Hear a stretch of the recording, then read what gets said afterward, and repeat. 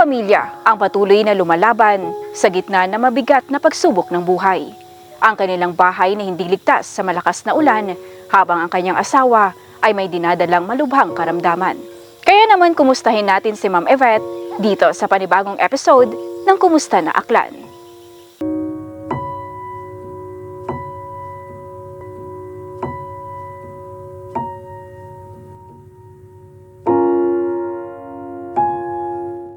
Isang tahanang halos hindi na kayang protektahan ng pamilya mula sa ulan, hangin at bagyo.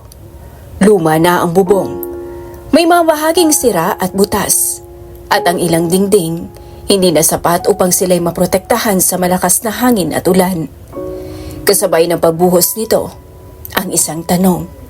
Hanggang kailan pa kakayanin ng kanilang pamilya? At sa likod na marupok nilang tahanan, isang mas mabigat na pagsubok ang kasalukuyang kinakaharap ng padre de pamilya.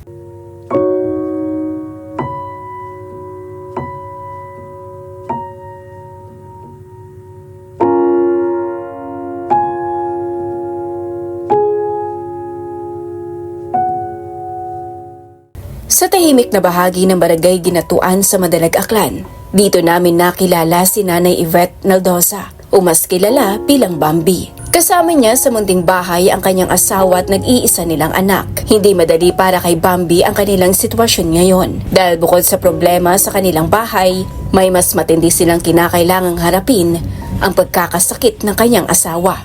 Pabalik-balik sila sa ospital.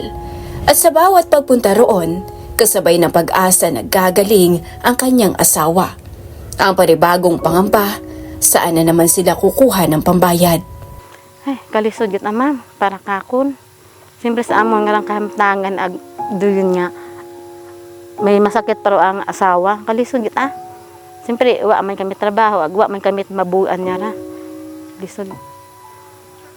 Dahil wala siyang ibang malapitan, sinubukan ni Bambi na humingi ng tulong sa social media. Hindi niya alam kung may tutugon.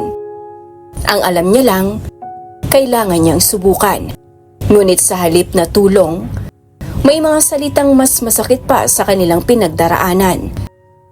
May mga taong nanghusga, may mga nangbash, pero sa kabila ng lahat, pinili pa rin niyang magsalita. Dahil kapag pamilya ng pinag-uusapan, kahit gaano kahirap, gagawin mo ang lahat. Nag-intry ko malang to ma'am nga nag-post ako sa among bagay nga kung mapansin lang.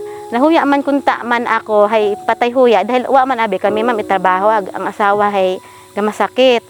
Kung ako malang tunging ano sa Facebook kung makapansin lang man dahil babalik-balik man kami kapat-check up sa asawa hay wa man makon kami maanuhan mabuan. Siyempre wa man kami trabaho, luyon man lang ma'am ang ging ano ka. Baka sakali man ang makon nga may makapansin sa among bagay nga ra. Siyempre, nahuya man ako ma'am, ay abo man abing gabas ka nga, haman nag-post ako, doon man lang ma'am. Siyempre, wagot anak ko ng pansinaro, mga nagabas nga kang. Pero akong pangamuya ay, kabay makon nga may gabulig kamon, iya nga, makapansin, nga, bligan kami sa among bagay nga gubaon, doon nga, kabay makon hay abo nga gabulig gamon ma'am sa mga financial kasi kuwang man kami sa financial agwa matrabaho ang asawa. Siyempre may ano abi may sakit sa baga.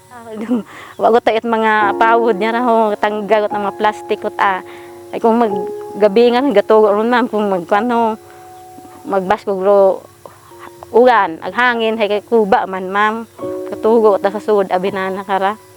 Iruin man lang ma'am.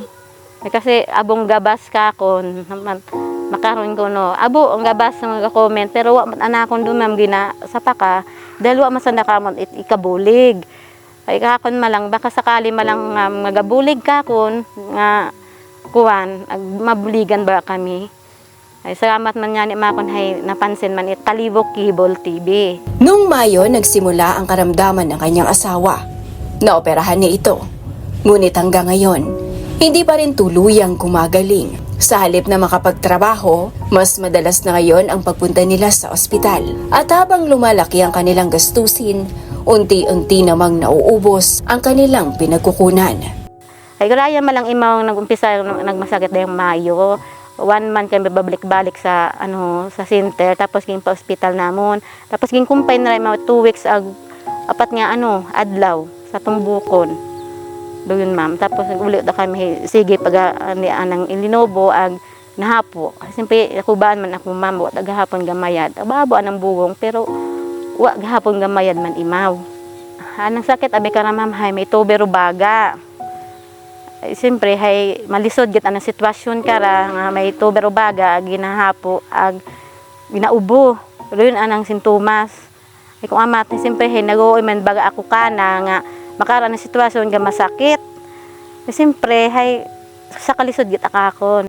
Bago nagkasakit ang asawa ni Bambi, isa itong habal-habal driver, construction worker. Anumang trabahong marangal at kaya ng kanyang katawan pinapasok niya. Siya ang pangunahing naghahanap buhay. Habang si Bambi naman ang naiiwan sa bahay upang mag-alaga sa kanilang anak at samahan ito sa pag-aaral. Lalo na't hindi madali ang kanilang daan papunta sa paaralan. May mga bahaging mahirap daanan at kapag umuulan, nagiging mas delikado pa ito. Kaya sa kabila ng kakulangan, ginagawa ni Bambi ang lahat para makapasok sa paaralan ang kanyang anak.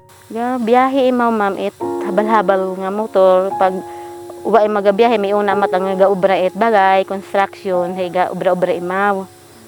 Kung uwa gid hay gabiyahe kung wa kanet gaano gaubra mga sa construction yon gabiyahe imaw bali habal-habal lang ma'am. Doon malang among pangabuhian ma'am. Ay ma'am lang abi trabaho. Ay gahatod man ako sa ang unga grade 2 elementary. Ngunit kapag malakas ang ulan, kapag may bagyo, may isa pa silang kinatatakutan, ang kanilang bahay. Kaya kapag tila hindi nakakayanin ng kanilang bubong at dingding, napipilitan silang lumikas. Minsan sa bahay ng ama ni Bambi, minsan naman sa simbahan. Hindi dahil gusto nilang umalis sa kanilang tahanan, kundi dahil gusto lamang nilang maging ligtas. Ama nga agto kami kani tatay, itulat na kami gaano ma'am. Kung may mga bagyo, ito kami bakwit. Kung last nga rangkwan, ito dayang last nga bagyo, November ba yun, hay ina kami sa simbahan nagbakwit. Ay babasko man pero do hangin, ugan. Posible abi. Pero hadlo man kami base makon kung maguba among bagay, ay gabukon man abi. May mga puno kahoy. Ngayon, wala nang regular na naghahanap buhay para sa kanilang pamilya. At sa panahong tila sunod-sunod ang pagsubok, ang ama lamang ni Bambi ang isa sa kanilang sandalan. Siya ang tumutulong kapag may kailangan, pero alam ni Bambi na may hangganan ang kakayahan ng kanyang ama. Kung amat kay tatay man ma'am, ginabuligan kami. Kung amat man hay, uwa man sa ni tatay, gausay man paraan para may kabulig kam tao-tao. Doon, wa man ma'am, kamot gabulig. Kaso lang hay, magayo ron, gabaktas pa ako ito 30 minutes. Ito pa agtot sa anunang, doon man lang kamong gabulig ni tatay. Siyempre, senior citizen ito sandag. May unga pa bisa ng debong dagon naging iwanan it nanay sa nag-alaga. Huwag ko tabiron it nanay, nagpanaw. Doon man lang ma'am. Wala yan ma'am, pag masakit sa ang asawa. Dahil, akamo nyo pangita, si kalisod-lisod, abero, sitwasyon ka, pangawa kami, trabaho nga daywa. Aghatod pa sa ang unga. Ikalisod yun amam para kahakundaya nga sitwasyon ko. Kaya ngayon, sa unang pagkakataon, mas malakas ang loob ni Bambi na humingi ng tulong. Hindi para sa luho, hindi para sa bagay na hindi nila kailangan, kundi para sa pagpapagamot ng kanyang asawa. At para magkaroon ng isang tahanang maaari nilang masilungan nang hindi nangangamba sa bawat pagdating ng bagyo.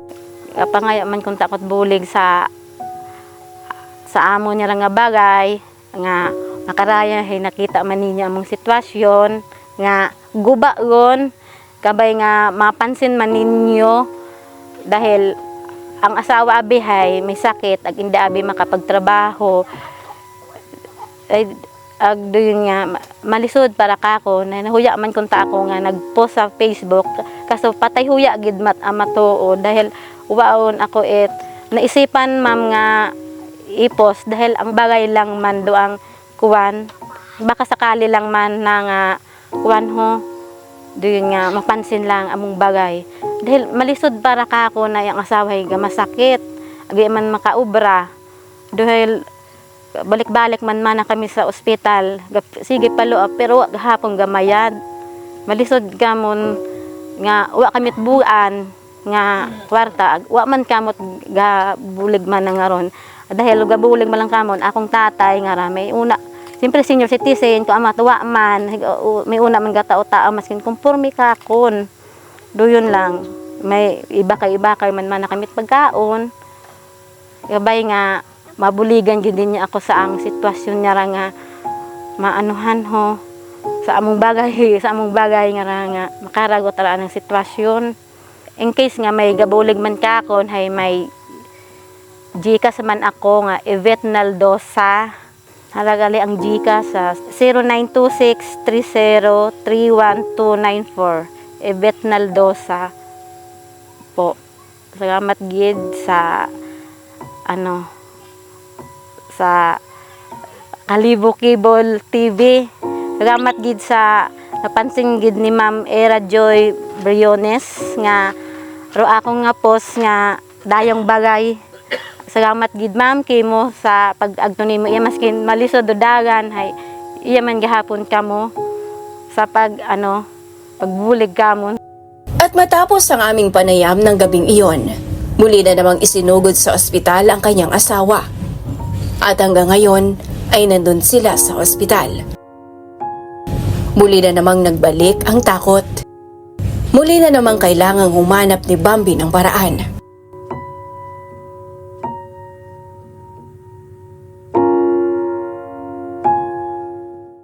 Sa isang tahanang unti-unting kinakain ng panahon, may isang pamilyang patuloy na lumalaban. Maaaring kapos sila sa pera, ngunit hindi sila kapos sa pagmamahal sa isa't isa.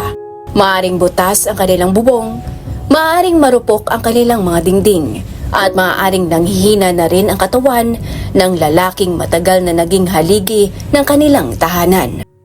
Pero habang may kumakatok na pag-asa, habang may mga taong handang makinig, at habang may mga pusong handang tumulong, may pagkakataon pang maitayo muli ang kanilang tahanan.